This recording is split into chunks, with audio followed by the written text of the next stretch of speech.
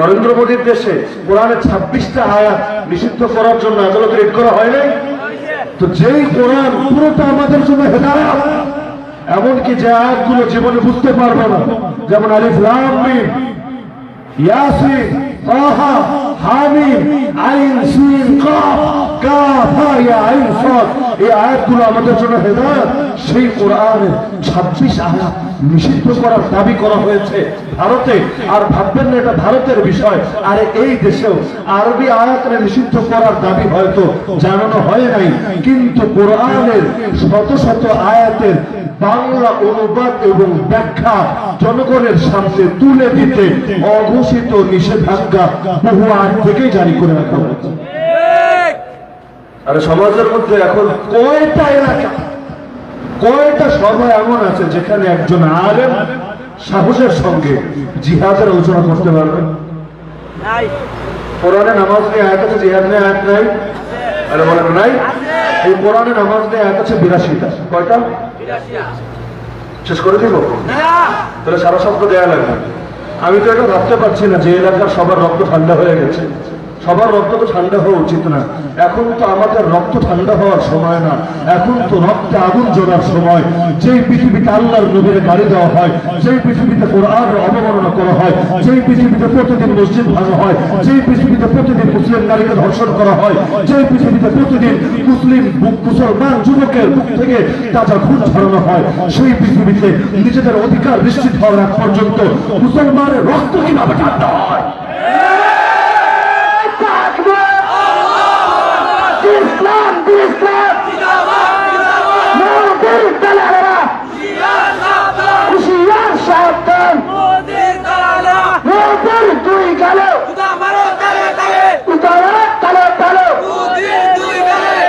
তো বলছিলাম স্বাধীনতা আর গোলামি। আরে আমরা গোলামি চাই, তবে মানুষের গোলামি না। কার গোলামি? ইয়াকা নাবুদু, যার সামনে দাঁড়িয়ে গর্বের সাথে বলি, প্রতিদিন বলি, প্রতি রাকাত নামাজে বলি, সূরা ফাতিহায় বলি, ইয়াকা নাবুদু, আমরা তোমার গোলামি করি। ইয়াকা মানে তোমারই, একমাত্র তোমারই, নাবুদু গোলামি করি, ওয়া ইয়াকা নাস্তাঈন, একমাত্র তোমারই কাছে সাহায্য চাই। সেই পৃথিবীতে বসে, আল্লাহর জমিনে বসে, আল্লাহর ঘরে বসে আল্লাহর গোলামি স্বাধীনভাবে করতে না পারা আমাদের জন্য লজ্জা আর আমাদের জন্য কষ্ট। যেই পৃথিবীতে বাক স্বাধীনতার নামে আল্লাহর নবীরে গালি দেওয়া যায়, যেই পৃথিবীতে বাক স্বাধীনতার নামে ওলামায়ে কেরামের বিরুদ্ধে কথা বলা যায়, সেই পৃথিবীতে বাক স্বাধীনতার নামে একজন আলেম, একজন খতিব, একজন ওয়াইজ, একজন মুবাল্লিগ, একজন দাঈ কোরআনের সকল বিধানের আলোচনা স্বাধীনভাবে করতে পারে। তো বলছি একটা ছোট উদাহরণ, যে নগদ উদাহরণ। এই দেশে গত কয়েক মাসের মধ্যে দেখেছে নাম নিয়ে নিয়ে বা নাম ছাড়া আলেমদেরকে নিয়ে কত তাচ্ছিল্যপূর্ণ মন্তব্য করা হয়েছে। এই দেশে, এই মুসলিম সংখ্যাগরিষ্ঠ দেশে আলেমদের ঘাড় ভাঙার হুমকি দেওয়া হয় না, হাত ভাঙার হুমকি দেওয়া হয় না, বঙ্গোপসাগরে ভাসানোর হুমকি দেওয়া হয় না, মেরে বুড়িগঙ্গায় ফেরার হুমকি দেওয়া হয় না। এর চাইতে জঘন্য জঘন্য হুমকিও দেওয়া হয়েছে। সব বলারও প্রয়োজন নাই, এই যুগে তো সোশ্যাল মিডিয়ার কল্যাণে খবর আপনা আপনি নিজেদের কানে চলে আসে। দেখেন, একজন আলেমকে হত্যা করার হুমকি দেওয়ার পরও এটা নিয়ে কারো দরদ দেখা যায় না, কিন্তু ভিন দেশের কোন লোক নাকি দেখতে আসবে তাকে নিয়ে নিজের ক্ষোভ প্রকাশ করার কারণে এই দেশে কয়েকজন মানুষ ইতিমধ্যে গ্রেফতার হয়েছে। আলেমের দাম বেশি না বাইরের দেশের কাফেরের দাম বেশি? আলেমের বিরুদ্ধে কথা বললে এটা নিয়ে কিচ্ছু হয় না, কিচ্ছু হয় না। না মানহানি মামলা, না অতি উৎসাহী হয়ে তারা ধরে নিয়েছে। আরে আলেম তো আলেম, এরা তো গালি দেওয়া হয়েছে, এটা থার্ড পার্সন। অনেকের ভাবটা বলি যে আমগো খাইয়া পইরা বাস, এই মোল্লার দল ওর মসজিদ পর্যন্ত বলে না? আরে বলে কিনা মোল্লার দূর মসজিদ পর্যন্ত? মোল্লার দরকার কি? মোল্লা নামাজ পড়ায়, নামাজ আমরাও পড়াতে পারি, আমার বাপের জানাজা আমি নিজে পড়াইছি, এই টাইপের কথা বলে না? আরে বলে কিনা? এমনকি কথায় কথা দেশ থেকে বের করে দেওয়ার হল, ওয়েলকাম টু গো পেয়ারা পাকিস্তান, দেশে রাখবে না, পাকিস্তান ভাগায় দিবে। আবার কখনো বলে ভিসা দিয়া তোমাদের আফগানিস্তান পাঠায় দিব। আল্লাহ, কোন সময় চলে আসলাম, দেশেই থাকতে দিবে না। ভাবটা এমন, আমরা পুরো বন্যার পানিতে করে দেশে ঢুকে পড়েছি। কি আজিব এক দুনিয়া! দেশ থেকে বের করে দেওয়া, হুমকি দেওয়া, যদিও আমি চিন্তা করি মাঝে মধ্যে, মক্কা যেতে বললো না, মদিনায় যেতে বললো না, তুরস্কে যেতে বললো না, এত দেশ থাকতে পাকিস্তান যেতে বললো কেন? এই লোক কি তলে তলে পাকিস্তান থেকে টাকা টাকা পায় না? পাকিস্তানের লগে মনে আর কোনো ভেতরে হট কানেকশন আছে? নইলে পাকিস্তানে জনশক্তি কিন্তু দেশেই শক্তি না, জনশক্তি কিন্তু অনেক বড় একটা শক্তি। পৃথিবীর অনেক দেশে যেমন ইহুদিরা নিজেদের সন্তান বাড়ানোর জন্য অনেক চেষ্টা করে। চীনের মধ্যে সন্তান বেশি হলে পুরস্কার ঘোষণা করা হয়েছে, কারণ সন্তান দিতে মানুষ অনাগ্রহী হয়ে পড়েছে। জনশক্তি তো অনেক বড় একটা শক্তি। ভারতের শক্তি কোথায়? চীনের শক্তি কোথায়? জনগণ, সেটাই তো একটা শক্তি। তার দেশের জনশক্তি বাইরে রপ্তানি করার জন্য এদের তো আগ্রহ কেন? আল্লাহ ভালো জানে পাকিস্তান থেকে মাল পানি পাইবে। তো বলছি না, বাইরের দেশের এক লোকের নিয়ে কে কোথায় ক্ষোভ প্রকাশ করে, এটা নিয়ে একেবারে বহুত কিছু ঘটা যায়। অথচ গণতন্ত্রের সৌন্দর্যই নাকি বলা হয়, গণতন্ত্রের মূল সৌন্দর্য হলো এখানে বাক স্বাধীনতা থাকে। রাজতন্ত্রের সঙ্গে গণতন্ত্রের বড় পার্থক্য এখানে। রাজতান্ত্রিক দেশে বসে রাজার বিরুদ্ধে কথা বললে নাকি একেবারে খায়া বানায়, ওর হয়তো লাশও পাওয়া যাবে না, নইলে গুম হয়ে যাবে, নইলে ইচ্ছা মতো পীড়ানো হবে। কিন্তু গণতান্ত্রিক দেশের মূল সৌন্দর্যই বলা হয় যে গণতান্ত্রিক দেশে এখানে বিরোধী দলও থাকে, এখানে এক পক্ষের দলও থাকে, আবার যারা ক্ষমতাসীন দল থাকে তাদেরও নাকি সমালোচনা করা যায়, প্রত্যেকে নাকি স্বাধীনভাবে নিজের মত প্রকাশ করতে পারে। এটার নামই নাকি গণতন্ত্র। তাহলে স্বাধীন মত প্রকাশ করতে গেলে হুমকি দেওয়া হয় কেন? আমি সহজ জবাব দিব, কেন দেওয়া হয় জবাবটা শুনে। ভারত নাকি গণতন্ত্রের একটা মডেল। তাহলে আমাকে বলেন তো, মুসলমানের মসজিদ ভেঙে সেখানে মন্দির বানায় কেন? মুসলমান কোরবানির দিন গরু জবাই করলে তারও জবাই করা হয় কেন? মুসলমানকে জয় শ্রীরাম বলার জন্য বাধ্য করা হয় কেন? কাশ্মীরের মুসলমানদেরকে 70 বছর যাবত নির্মম ভাবে নির্যাতন করা হয় কেন? আসামের মুসলমানদেরকে দেশ থেকে বের করে দেওয়ার হুমকি দেওয়া হয় কেন? দিল্লির মধ্যে গণহত্যা হয় কেন?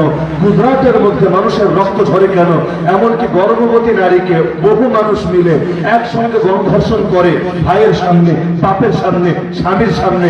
এমনকি গর্ভবতী নারীর পেট কেটে এনে সেই বাচ্চাকে নির্মম ভাবে জবাই করা হয়েছে। এর রেকর্ড একটা দুটা না, বহুটা আছে। আর ভেঙে তো শুধু বাবরি মসজিদ এমন না, বহু মসজিদের মিনারের উপর, মিম্বারের উপর গেরুয়া পতাকা টানিয়ে দেওয়া হয়েছে। এটা কোন টাইপের গণতন্ত্র? এটা কোন টাইপের ধর্ম নিরপেক্ষতাবাদ? এর সহজ জবাব শুনে নেন। এর সহজ জবাব হলো, পৃথিবীর কাফের মুশরিকরা মুসলমানদের ব্যাপারে কোন নীতির ধার ধারে না। বলবেন তো ধার ধারে না, আর আরো কিছু প্রমাণ দেন দেখি। সহজ একটা প্রমাণ দিই। জঙ্গি কারে কয়? বলবেন হুজুর জঙ্গি তারে কয় যে ধর্মের নামে সন্ত্রাস করে, তারে বলে জঙ্গি। আর ধর্মের নাম ছাড়া যদি করে তারে বলে সন্ত্রাসী। এই সঙ্গে যাওয়া হয় কিনা?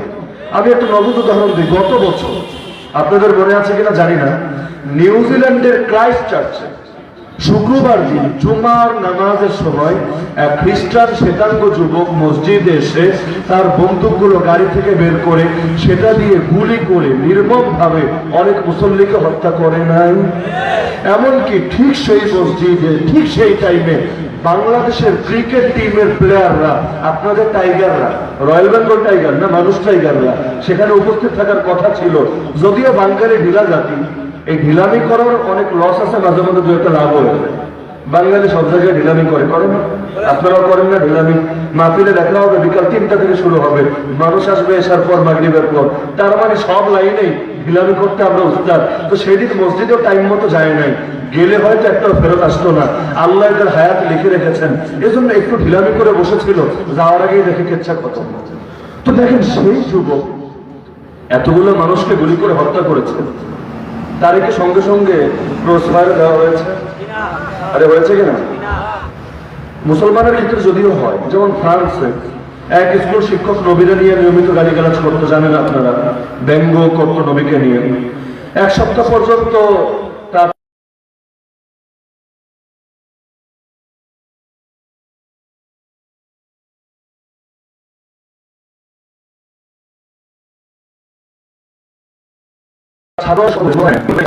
হত্যা করে নেয়। হত্যা করার পর তাকে এসে গ্রেফতার করা হয়েছে না ক্রস ফায়ার দেওয়া হয়েছে?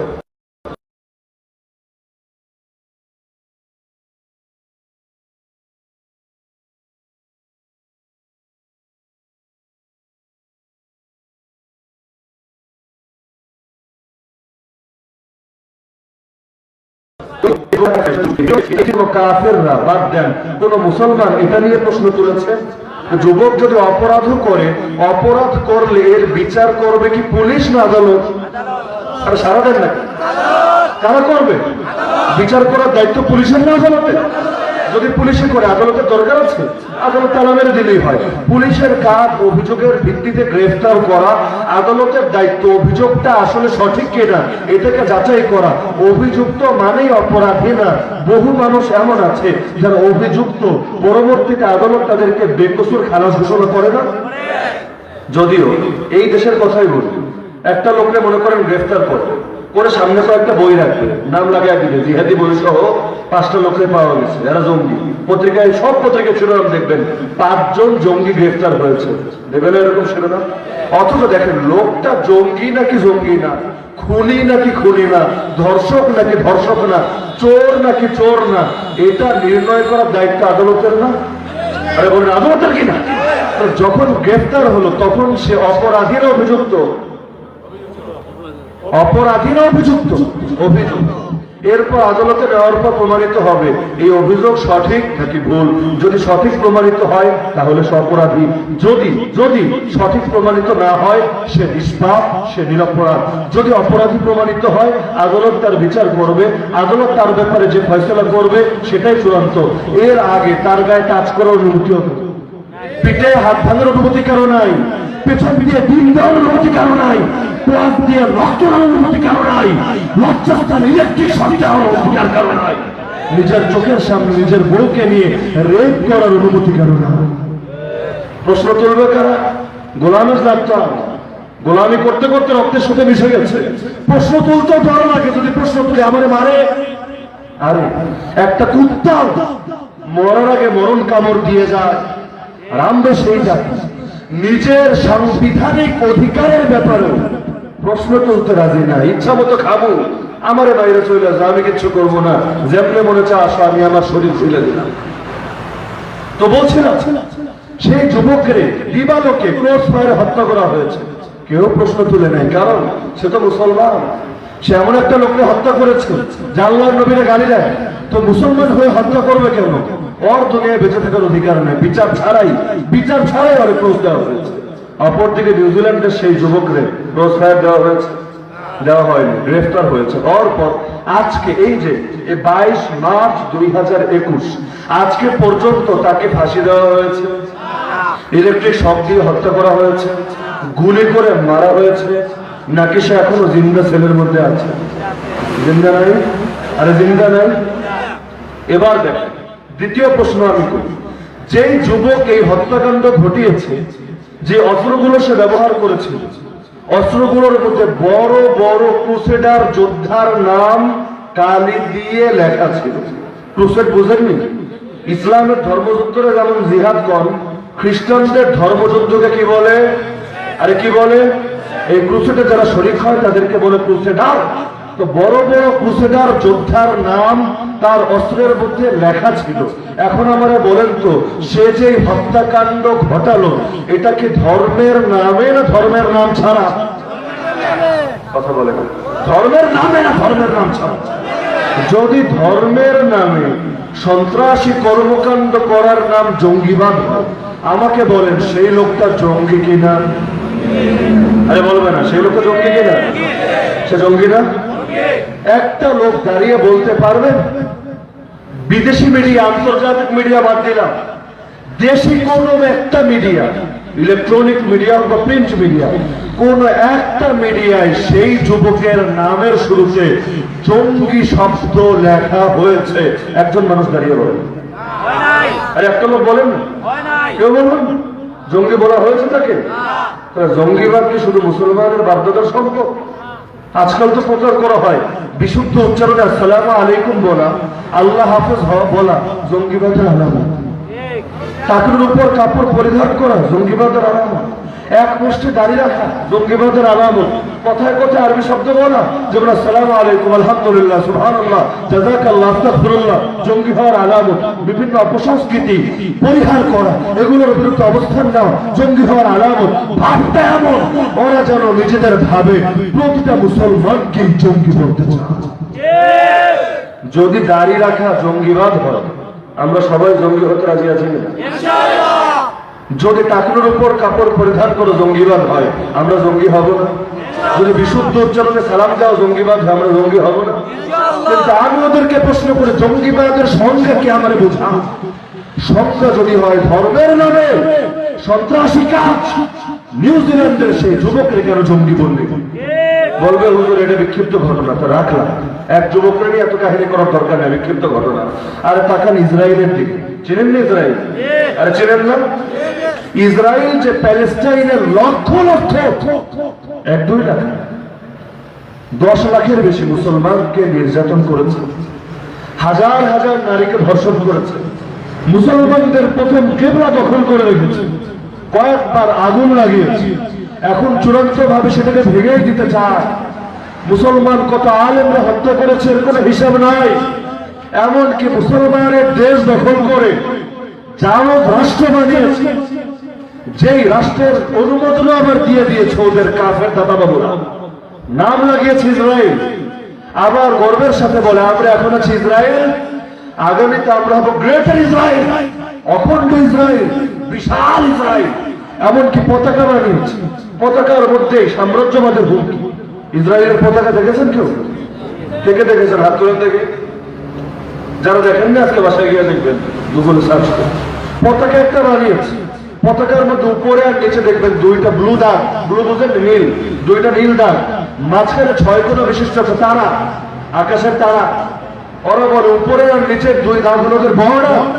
ওদের বর্ডার কতটুকু? ওদের ভাষায় নবী ইয়াকুব আলাইহিস সালাম থেকে নবী ঈসা যে যে এলাকায় থেকেছেন পুরোটাই এদের বর্ডার।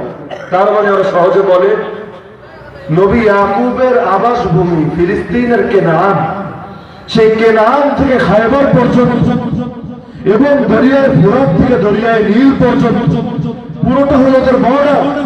আর মাঝখানে 6 কোণ বিশিষ্ট তারকার নাম ওদের ভাষায় ডেভিড স্টার। ইংলিশে দাউদকে বলে ডেভিড, স্টার বলে তারা, ডেভিড স্টার। উর্দুতে বলে দাউদি সিতারা, অর্থাৎ দাউদি নক্ষত্র। ওদের বিশ্বাস হলো দাউদ আলাইহিস সালাম তিনি সারা দুনিয়া ব্যাপী রাজত্ব করেছেন, তার রাজত্বের সিম্বল প্রতীক হলো 6 কোণ বিশিষ্ট তারকা। একই সিম্বল তারা নিজেদের ফ্ল্যাগে বসিয়েছে, কারণ ওরা বিশ্বকে জানিয়ে দিতে চায় যেমনি ভাবে দাউদ সারা দুনিয়া ব্যাপী রাজত্ব করেছেন, এরপর তার পুত্র সুলাইমান আলাইহিস সালাম সেই রাজত্বকে আরো বিস্তৃত করেছেন, সারা দুনিয়া ব্যাপী সেটাকে প্রতিষ্ঠিত করেছেন। শীঘ্রই ওদের রাজত্ব হবে সেই মডেলের আলোকে। দাজ্জাল আসবে, যে দাজ্জাল ওদের মুক্তির দূত, যে দাজ্জাল ওদের ত্রাণ কর্তা, সেই দাজ্জাল এসে সারা দুনিয়া ব্যাপী ইহুদি রাজত্ব কায়েম করবে। এমনকি ওদের আকীদা হলো নবী সুলাইমান আলাইহিস সালাম জিন দিয়ে একটা মন্দির বানিয়েছিলেন, যে মন্দিরের নাম হাইকালে সুলাইমানি, ইংলিশে বলে সুলাইমানি টেম্পল। বলে নাম হলো নবী সুলাইমান আলাইহিস সালাম মন্দির বানিয়েছিলেন না? আমাদের আকীদা মন্দির বানিয়েছেন না, তিনি এই মসজিদে আকসাকেই পুনর্নির্মাণ করেছেন, সংস্কার করেছেন, বিস্তৃত করেছেন। তিনি কোনো মন্দির বানান নাই। দাবি একটা তুললেই হয়। আমাদের বাবরি মসজিদের ব্যাপারে দাবি তুলেছে, এটা নাকি আগে রামের এলাকা ছিল, রামের এরিয়া ছিল, মন্দির ভেঙে নাকি মসজিদ করা হয়েছে। প্রমাণ করতে পারে না, কিন্তু প্রমাণ তো লাগে না ওদের। গায়ের জোর খাটিয়ে মুসলমানের মসজিদ ভেঙে দিয়েছে। ভেঙেছে বলে আমরা ঠান্ডা হয়ে যাব? কাবা শরীফের মধ্যে এক সময় 360টা মূর্তি ঢুকেছিল, বাবরি মসজিদে তো একটা ঢুকেছে মাত্র, রামের মূর্তি। কাবার মধ্যে 360টা মূর্তি ঢুকেছে, তো কি হয়েছে? কাবা মন্দির হয়ে গেছে? কাবা মন্দির হয়েছে। আল্লাহর নবী মদিনায় গিয়ে কাবারে ভুলেন নাই, 8 বছরের মাথায় ঠিকই ফিরে এসেছেন, এসে সবগুলো মূর্তিকে ছেটিয়ে বিদায় করেছে। সেদিন খুব দূরে না। আপনারা একটা বিশ্বাস করেন না করেন, আমি 100% বিশ্বাসের সাথে বলবো সেদিন খুব দূরে না, যেদিন আমরা পুনরায় বাবরি মসজিদে আযান দিয়ে নামাজ আদায় করবো। যেমনি ভাবে আয়া সোফিয়া, তুরস্কের আয়া সোফিয়া জাদুঘর থেকে পুনরায় মসজিদে রূপান্তরিত হয়েছে, একইভাবে বাবরি মসজিদ ইনশাআল্লাহ আমাদের হবে। সেদিন খুব দূরে না, যেদিন আল আকসার মধ্যে ঢুকে আমরা জামাতের সঙ্গে নামাজ আদায় করবো ইনশাআল্লাহ। সেদিন খুব দূরে না, যেদিন পৃথিবীর প্রতিটা শহীদ মসজিদকে আমরা হারিয়ে যাওয়া অধিকার ফিরিয়ে দিব, যেদিন পৃথিবীর প্রতিটা মসজিদকে আমরা আগের চাইতে আর সুন্দর করে নির্মাণ করব, সেদিন খুব দূরে না। হারানো মায়ের চোখের পানি মুছে দিব।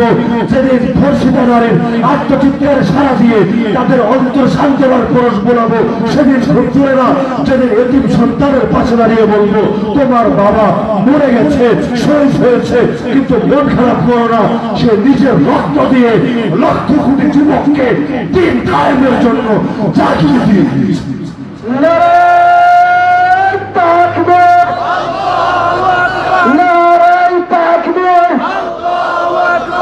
ইসলাম ইসলাম ইসলামের শত্রুরা নবীর তারারা হুশিয়ার সাবধান আল্লাহ আলী হাসান ইসলামা শাহ নারায়ণ তাকবীর। আমরা মন ভাঙার জাতি না, আশা ছড়ার জাতি না, মনোবল হারিয়ে গোলামের জিন্দগি কবুল করার জাতি না। কারণ আল্লাহ আমাদেরকে জানিয়েছেন লা তাইআসু মির রাউহিল্লাহ, খবরদার আল্লাহর অনুগ্রহের ব্যাপারে নিরাশ হবে না। ইন্নাহু লা ইয়াইআসু মির রাউহিল্লাহ ইল্লাল কওমুল কাফিরুন, একমাত্র কাফের পারে আল্লাহর অনুগ্রহের ব্যাপারে নিরাশ হতে। মুসলমান কখনো নিরাশ হয় না। আর নিরাশ হবো কেন? রাসূলের হাদিস আমাদের কর্ণকুহরে এখনো ধ্বনিত হয়, যেন রাসূল এখনো জীবিত দুনিয়ার মধ্যে থেকে আমাদেরকে শুনিয়ে যাচ্ছেন, হে উম্মত মন ভাঙছো কেন? লা ইয়াতরুকুল্লাহু বাইতা মাদারিন ওয়ালা ওয়াবার, শহর বা গ্রামের একটা ঘর আল্লাহ এমন রাখবেন না ইল্লা আদখালাহুল্লাহ কালিমাতুল ইসলাম, যেই ঘরে আমার আল্লাহ ইসলাম প্রবেশ করাবেন না। নবী বলছেন ইন্নাল্লাহ যাওয়ালিয়াল আরদ মাশারিকাহা ওয়া মাগারিবাহা, আল্লাহ পৃথিবীর পূর্ব থেকে পশ্চিম গোটা দুনিয়াটা আমার সামনে সংকুচিত করে উপস্থাপন করেছেন। ওয়া ইন্না মুলকা উম্মতি সায়াবলুগু মা দুয়ালি মিনহা, শীঘ্রই আমার উম্মতের রাজত্ব সেই এরিয়ায় পৌঁছে যাবে যেটা আল্লাহ আমার সামনে তুলে ধরেছেন। তো মন ভাঙবো কেন? মনোবল হারাবো কেন? দিনের জন্য মায়ের খেলেও আমাদের লস নাই, দিনের জন্য মায়ের দিলেও আমাদের লস নাই। মুসলমানের সামনে শুধু তায়েফের ইতিহাস না, মুসলমানের সামনে বদরের ইতিহাসই আছে। তা আমরা কাপুরুষদের মতো বলি না, আমাদের আছে বুক, তোদের আছে গুলি, যত পারো ইচ্ছা মতো গুলি চালা, পেতে দিলাম বুক, লাশের সাগর বয়ে দিব, এই টাইপের কাপুরুষ মার্কা কথা আমরা বলি। আমরা বলি আমরা দ্বীনের জন্য রক্ত দিতেও জানি, দ্বীনের জন্য প্রয়োজন হলে রক্ত নিতেও জানি। ওই দেখেন না গান বানিয়েছে, মোর একটি ফুলকে হাসাবো বলে যুদ্ধ করি, মোর একটি বুকের হাসির জন্য অস্ত্র ধরি। আর একটা ফুল আর একটা বুক পরে মোরা নবীর ইজ্জত হেফাজতের জন্য প্রয়োজনে সারা দুনিয়ার বিরুদ্ধে দাঁড়িয়ে যেতে পারি।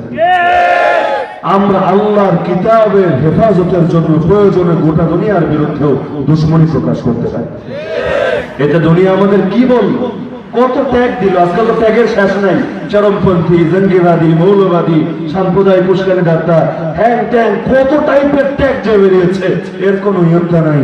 কিন্তু যত ত্যাগ দেখ আমাদের লস তো নাই, কারণ আমরা বিশ্বাস করি জিকির করলে যেমন সওয়াব হয়, ইসলামের কথা বলতে গিয়ে, ইসলামের পথে চলতে গিয়ে একমাত্র দ্বীনের কারণে যদি গালি খাই, সেই গালিদের চাইতেও বেশি, কারণ সেই গালির মধ্যে সবরের সওয়াব, ইস্তেকামতের সওয়াব, এরকম বহু সওয়াব এক এক গালির মধ্যে যোগ হয়। আরে তায়েফের ময়দান, একদিকে নবীর গায়ে যখন পাথর মারা হচ্ছে, নবীর গা থেকে রক্ত ঝরছে, নবী আল্লাহর কাছে হাত তুলে বলছেন আল্লাহুম্মা ইল্লাম ইয়াকুন বিকা গাযাবুন আলাইয়া ফালা উবালি, হে আল্লাহ আমার উপর যদি আপনার গজব না থাকে, আপনার রাগ না থাকে, আপনার ক্ষোভ না থাকে, আপনার ক্রোধ না থাকে, আমি কোনো কিছুতে কোনো পরোয়া করি না। কে আমার গালি দিল, কে বলে দিল, কে পাথর মারলো, কে আমার দিকে ফুল ছুড়লো, কোনো কিছুতে আমি কোনো পরোয়া করি না।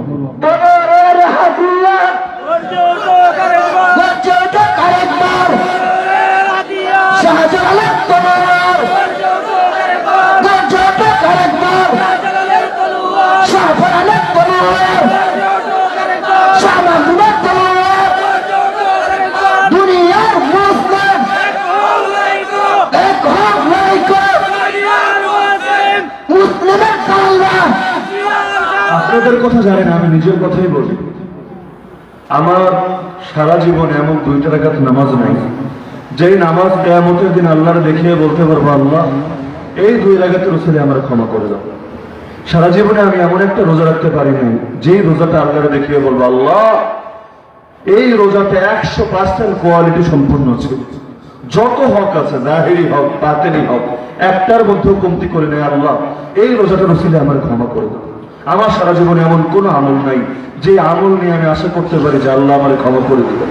কিন্তু দ্বীনের জন্য যদি আমার গায়ে আঘাত আসে, দ্বীনের জন্য যদি আমার উপর নির্যাতনের স্টিমরোলা নেমে আসে, আমি আল্লাহর সামনে দাঁড়িয়ে বলতে পারবো, আল্লাহ এই যে আমার গায়ে বড় বড় ক্ষতের চিহ্নগুলো দেখছো, এই যে আমার গায়ে নির্যাতনের দাগগুলো দেখতে পাচ্ছ, আল্লাহ তোমার জাতে পাকের কসম করে বলছি, আল্লাহ গোটা সৃষ্টি জগৎকে সাক্ষী রেখে বলছি, একমাত্র দ্বীনের জন্যই আমার উপরে নির্যাতন এসেছে।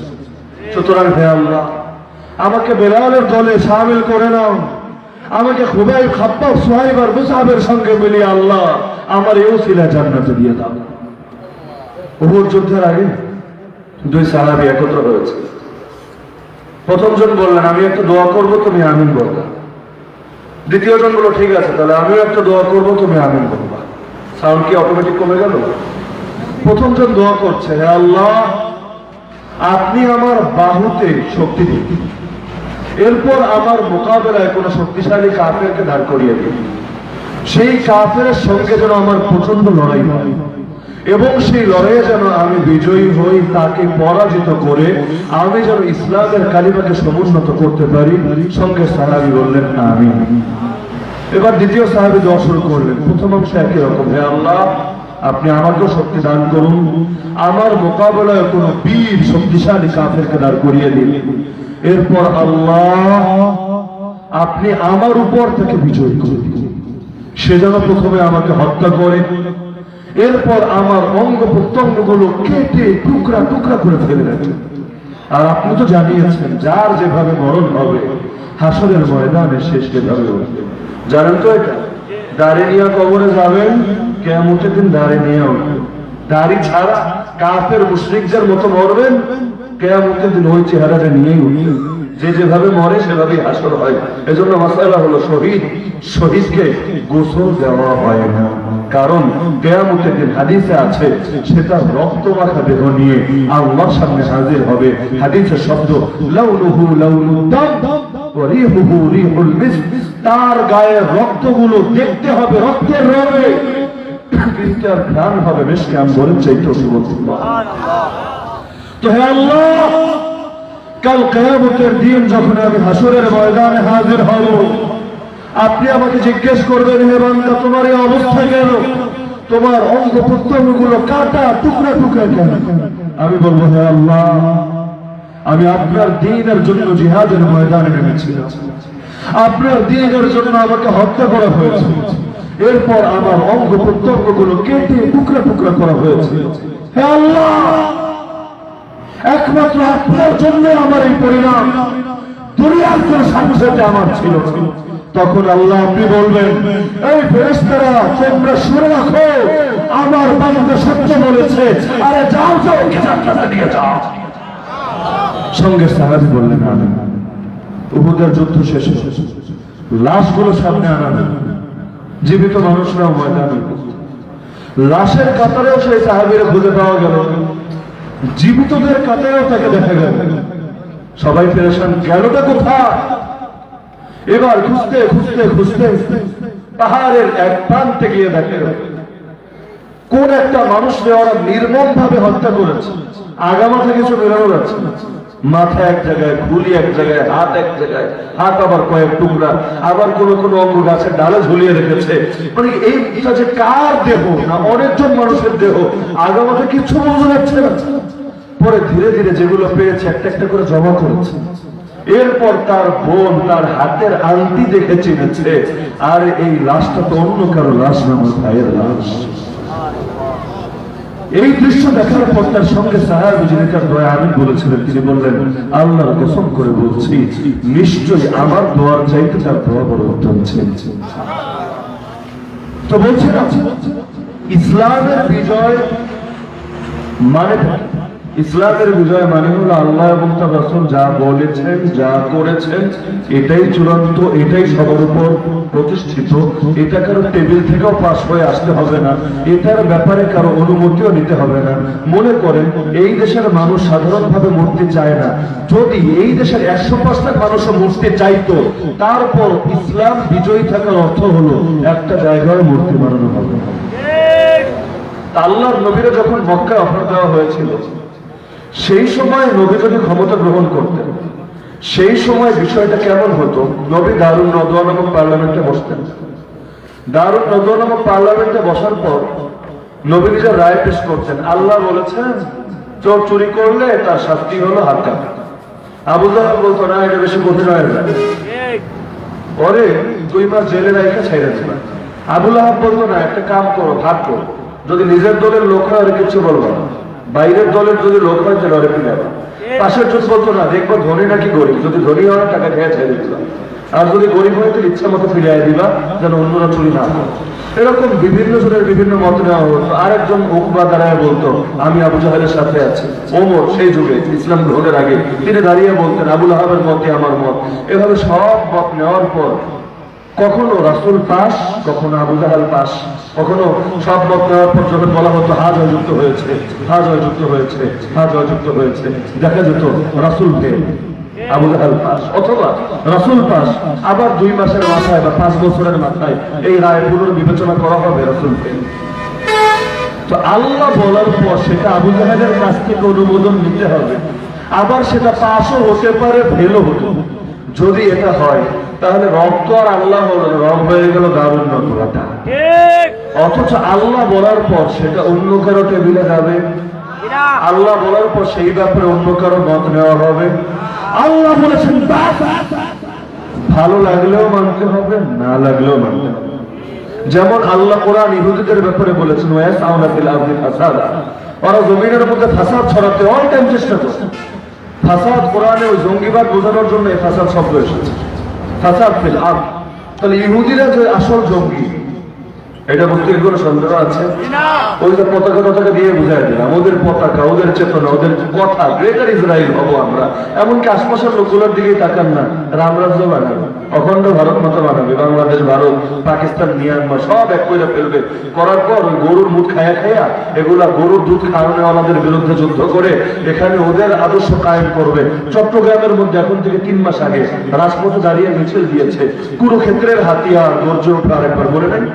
প্রথমে অনেক দলের নাম নিয়ে যেমন হেফাজত ইসলামের 2 গালে জোতামারো তালে তালে এরকম বলতে বলতে শেষে গিয়ে মালাউনগুলো বলেছে যে কুরুক্ষেত্রের হাতিয়ার গর্জে ওঠা আরেকবার। কুরুক্ষেত্র আবার কি জিনিস বোঝেন না, চেতনাও দাঁড়ায় না।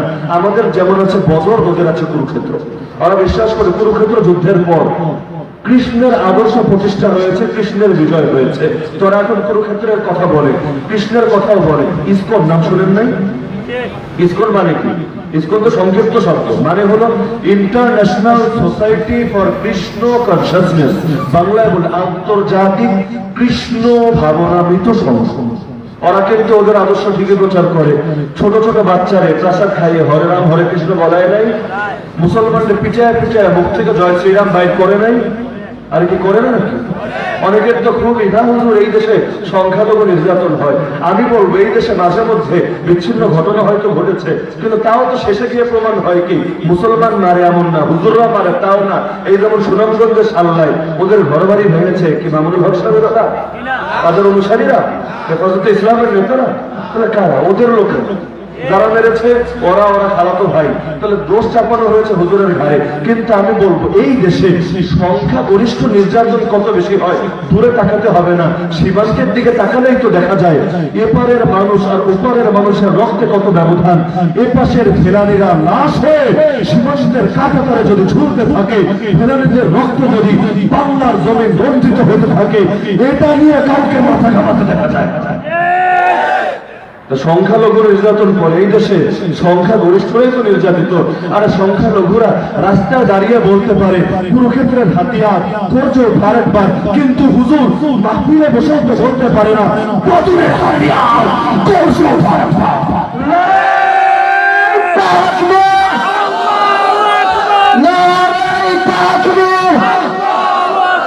ইসলাম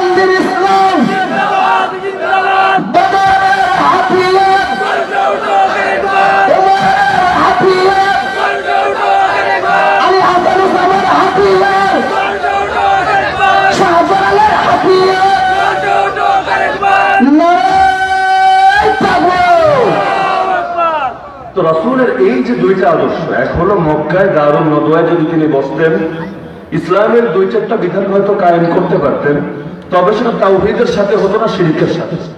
সেটা এজন্য কায়েম হতো না যে আল্লাহ বলেছেন, বরং এজন্য কায়েম হতো যে Abu Jahl, Abu Lahab, Utba, Shaiba, Utba, Mughira তারা মেনে নিয়েছে। তাহলে রব তো আল্লাহরে মানা হলো না, রব মানা হতো সংখ্যাগরিষ্ঠ পার্লামেন্ট মেম্বারকে। এটার নাম ঈমান না, এটার নাম শিরক। তো এখন তাকান দুনিয়ার, কোথাও গণতন্ত্র বিজয়ী, কোথাও সমাজতন্ত্র বিজয়ী, কোথাও রাজতন্ত্র বিজয়ী, কোথাও জাতীয়তাবাদ বিজয়ী, কোথাও ধর্মনিরপেক্ষতাবাদ বিজয়ী, কোথাও পুঁজিবাদ বিজয়ী, কোথাও সাম্যবাদ বিজয়ী। সেই তো ঘুরে ফিরে তন্ত্র আর মন্ত্র, বাদ আর মতবাদ, ইসলাম সত্তায় বিজয়ী। জাতিসংঘ কর্তৃক যতগুলো রাষ্ট্র আছে ওদের কর্তৃক অনুমোদিত, রাষ্ট্রের বাইরে যেগুলো আছে ওদের কথা রাখে না। জাতিসংঘ কর্তৃক অনুমোদিত রাষ্ট্র যেগুলো আছে, একটা রাষ্ট্র এমন দেখাতে পারবেন না যেখানে ইসলাম বিজয়ী, যেখানে হাকিমিয়া অর্থাৎ বিধান প্রণয়নের একমাত্র ক্ষমতা আল্লাহকে দেওয়া হয়েছে, আল্লাহর সঙ্গে কাউরে শরীক করা হয় নাই, এমন একটা রাষ্ট্র দেখাতে পারবেন। নাম বলবেন 57টা মুসলিম কান্ট্রি আছে, মুসলিম কান্ট্রি থাকতে পারে, ইসলামিক কান্ট্রি নেই। মুসলিম কান্ট্রি মানে এখানে হয়তো মুসলমানরা থাকে, কিন্তু ইসলামিক কান্ট্রি নেই। যদি ইসলামিক কান্ট্রি থাকতো, নিজের দাবির জন্য রাস্তাও নামা লাগতো না, কাদিয়ানীদের কাফের ঘোষণা করো। আরে দাবি তুলতে হবে কেন? তুই কি মুসলমান না? যদি তুই মুসলমান হও, তোর ইমানের তো দাবি ছিল তুই তাহলে কাফের ঘোষণা করবি। কারণ দুই বিপরীতমুখী জিনিস তো একসঙ্গে হতে পারে না। আমি বললাম এখন রাত, আপনি দাঁড়ায় বললেন এখন দিন, দুইটা কি একসঙ্গে সত্য হতে পারে? আমি সত্যবাদী হলে আপনি মিথ্যাবাদী, আপনি সত্যবাদী হলে এর অপরিহার্য পরিণাম আমি মিথ্যাবাদী। আমাদের আকীদা এক মেরুতে, কাদিয়ানীদের আকীদা আরেক মেরুতে। আমাদের আকীদা নবীর পর নবী নাই, কাদিয়ানীদের আকীদা নবীর পর নবী আছে, আর সেই নবীর নাম মালাম গোলাম হক কাদিয়ানী। আমাদের আকীদা জিহাদ চলবে কিয়ামত পর্যন্ত, কাদিয়ানের আকীদা কাদিয়ানি নবী হওয়ার পর থেকে জিহাদ বন্ধ। এখন দুই মেরুর আকীদা একটাই ভাগ হয় কেমনে? হয়তো আপনি মুসলমান, সে কাফের, নইলে সে মুসলমান, আপনি কাফের। যদি বলেন কাদিয়ানি মুসলমান, তাহলে মাইনা নেন আপনি কাফের। যদি বলেন আপনি মুসলমান, তাহলে অটোমেটিক সে কাফের। তো বলছিলাম এই যে ইসলামকে বিজয়ী করতে হবে, নাকি করা লাগবে না? দুনিয়াতে 170 কোটি মুসলমান বেঁচে থেকে গেল আর কি, যদি ইসলাম বিজয়ী না থাকে। 100টা বছর হয়ে গেছে, 1342 হিজরি থেকে আজ 1442 হিজরির শাবান মাসের 7 দিন পার হয়ে গেছে। 100টা বছর। আমাদের জীবন, আমাদের বাপদের জীবন, আমাদের দাদাদের জীবন, ইসলামের বিজয় আমরা দেখি নাই। এই যে ইসলামের বিজয় দেখছেন না, এই কারণে মনেও তো কষ্ট নাই। এই যে মনেও কষ্ট নাই, কোন মুখে নিজেরা মুসলমান বলেন? আপনি আমল করে জান্নাতে যাবেন, ভালো কথা। কয় % আমল করতে পারবেন আমরা বলেন তো? হানাফি মাযহাবের বিখ্যাত কিতাব হেদায়াত, নাম শুনেন নাই? আরে শুনছেন কি না? যে কিতাব না পড়ে কেউ মাওলানা সাহেব হয় না। এই হেদায়াত কিতাব 4 খণ্ডে, এক খণ্ডের মধ্যে, প্রথম খণ্ডের মধ্যে শুধু ব্যক্তি জীবনের মাসলা নিয়ে আলোচনা, তাহারা, ওযু, গোসল, তারপর নামাজ, রোজা, হজ, যাকাত, এগুলো সব প্রথম খণ্ডে। এরপরে 3 খণ্ডে কি নিয়ে আলোচনা? কোনোটা অর্থনীতি নিয়ে, কোনোটা রাজনীতি নিয়ে, কোনোটা বিচার ব্যবস্থা নিয়ে, কোনোটা নিজের ব্যক্তি জীবনের বাইরের পরিধি। তো এই 3 খণ্ডের উপরে তো আমল নাই, 1 খণ্ডের উপর আমল আছে। 25% নাই নাই প্র্যাকটিসিং মুসলমান। এই যে কথায় কথায় বলেন আমি হুজুর, আমি প্র্যাকটিসিং মুসলমান। আরে কয় % আমল করে নিজের প্র্যাকটিসিং বলেন? শুধু নামাজ পড়ে প্র্যাকটিসিং হয়ে গেলেন, নবীর বিচার ব্যবস্থা নিলেন না, নবীর রাজনৈতিক ব্যবস্থা নিলেন না, নবীর অর্থনীতি নিলেন না, এগুলো তো চেনেনি না। ওই ব্যাংকিং বলতে কি বুঝেন, শেয়ার বাজার বলতে কি বুঝেন, পুঁজিবাদী অর্থনীতি, ঘুরে ফিরে সেই এক আদর্শের উপরে তো চলছেন। তো ইসলাম মানার সুযোগই তো নাই। আপনার বিচার দরকার, আদলতে যান, ইসলাম মানতে পারবেন? আরে পারবেন না? তা চেষ্টা করলেও তো পারবেন না। তো নিজের পরিপূর্ণ প্র্যাকটিসিং মুসলমান আমল করবেন কেমন? আমল করলে না জান্নাতের আশা দেখবেন, আমল করলে তো সুযোগ রাখা হয় নাই। যতদিন ইসলাম জিন্দা না হবে সুযোগ পাবেন না ইসলাম। কিন্তু ইসলাম যদি জিন্দা থাকে, নবীর ইজ্জত হেফাজতে থাকবে। ইসলাম যদি জিন্দা থাকে, সেদিন আর কোনো নারী ধর্ষিত হবে না। ইসলাম যদি জিন্দা থাকে, সেদিন আর অন্যায় ভাবে কারো রক্তপাত হবে না। ইসলাম যদি জিন্দা থাকে, সেদিন আর কোনো গরিব দুঃখীর রক্ত শোষিত হবে না। ইসলাম যদি জিন্দা থাকে, সেদিন সমাজে কারো আঙ্গুল ফুলে মনে গাছ হবে, আর কেউ গরিব থেকে গরিব হবে, এটা হবে না। ইসলাম যদি জিন্দা থাকে, সেদিন মানুষ তো দূরের কথা, বনের প্রাণীরাও 100% ইনসাফের মধ্যে থাকবে। পারবেন ইসলাম জিন্দা করতে? চেষ্টা করবেন না? আল্লাহ আমাদের ফলাফলের মোকাল্লাফ বানান না, কিন্তু চেষ্টার মোকাল্লাফ বানিয়েছেন। যদি চেষ্টা করেন আল্লাহরে বলতে পারবেন, আল্লাহ সফল না হলেও চেষ্টা করতে ছিল না, মাফ করে দাও। আল্লাহ সফল হতে, বিজয়ী হতে আদেশ করেন নাই, কারণ বিজয় আমাদের হাতে না, বিজয় আসে আল্লাহ থেকে, কিন্তু চেষ্টা করতে আদেশ দিয়েছেন। আস-সাইয়ু মিন্না ওয়াল ইকরামু মিনাল্লাহ। সুতরাং শেষ কথা বলে যায়, আল্লাহর জমিনে আল্লাহর দ্বীন কায়েমের জন্য সবাই মিলে মেহনত করবেন। কথা বলে না, করবেন। ইসলাম তো সবার, আর ইসলাম না আওয়ামী লীগের, না বিএনপির, না জামায়াতের, না জাতীয় পার্টির। ইসলাম তো না ওয়াহাবির, না সুন্নির। ইসলাম তো না আলিয়ার, না কওমিয়ার। ইসলাম তো না মাযহাবের, না লামাযহাবের। ইসলাম তো সবার।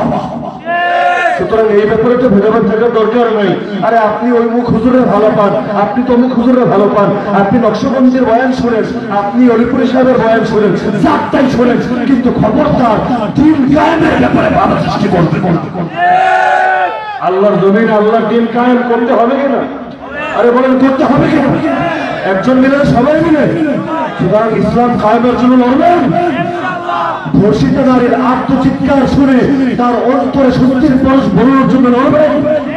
আল্লাহর জমিন আল্লাহর নবীর ইজ্জত হেফাজতের জন্য লড়বেন। মাজলুমের অধিকার ফিরিয়ে দেওয়ার জন্য লড়বেন। প্রতিটা মানুষকে তার ন্যায্য অধিকার বুঝিয়ে দেওয়ার জন্য জমিন ইনসাফ, শান্তি কায়েমের জন্য লড়বেন। এই লড়াই হবে মানবতার বিজয়ের লড়াই, এই লড়াই হবে দ্বীনের বিজয়ের লড়াই। কারণ আপনিও তো বলেন, নাস্তিকরাও তো বলেন ইসলাম শান্তির ধর্ম। তাহলে ইসলাম যদি শান্তির ধর্ম হয়, ইসলামের বিজয় চাইবেন না কেন? ইসলামের বিজয় শান্তির বিজয়, ইসলামের বিজয় কল্যাণের বিজয়, ইসলামের বিজয় ইনসাফের বিজয়, ইসলামের বিজয় সাম্যের বিজয়, ইসলামের বিজয় মানবতার বিজয়, ইসলামের বিজয় গোটা দুনিয়ার বিজয়।